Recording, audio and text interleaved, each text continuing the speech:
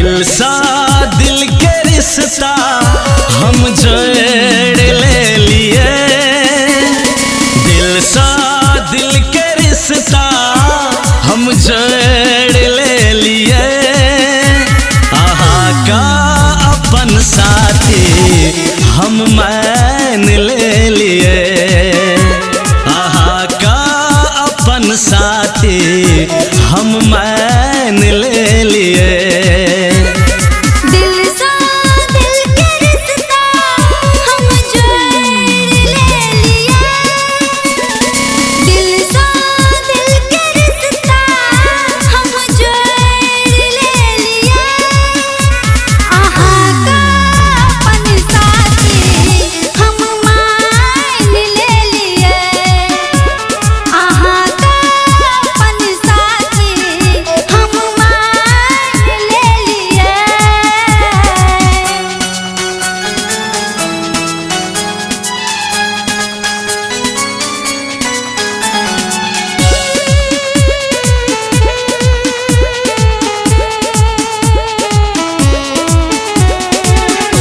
मुझे बनौलक आहा के फुर्सत सरानी। चलू न मिल के लिखे छी अपन प्रेम कहानी।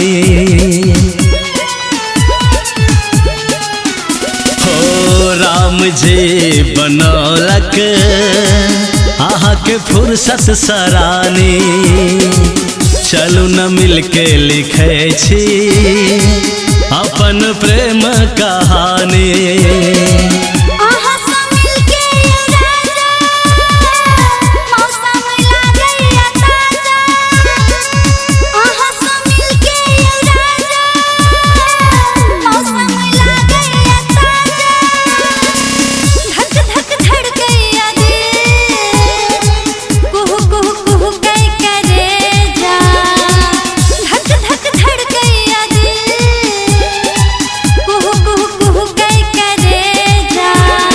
दिल सा दिल के रिश्ता हम जोड़ ले लिए। दिल सा दिल के रिश्ता हम जोड़ ले लिए। आहा का अपन साथी हम मान ले लिए। आहा का अपन साथी हम मान ले लिए।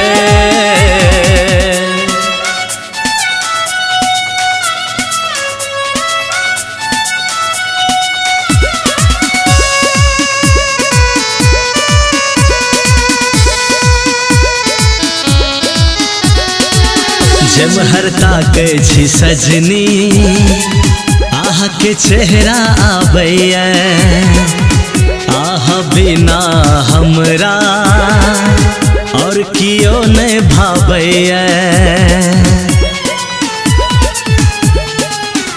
हाँ जब हर ताकै छी सजनी आहा के चेहरा आबैया।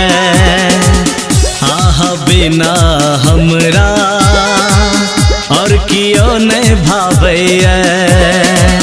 एक पल हमरो यो सजना आहा बिना मन नहीं लागैया।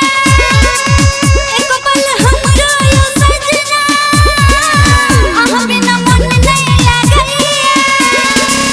दिन बीते मुश्किल सा रात बड़का बुझैया। दिन बीते मुश्किल सा रात बड़का बुझैया।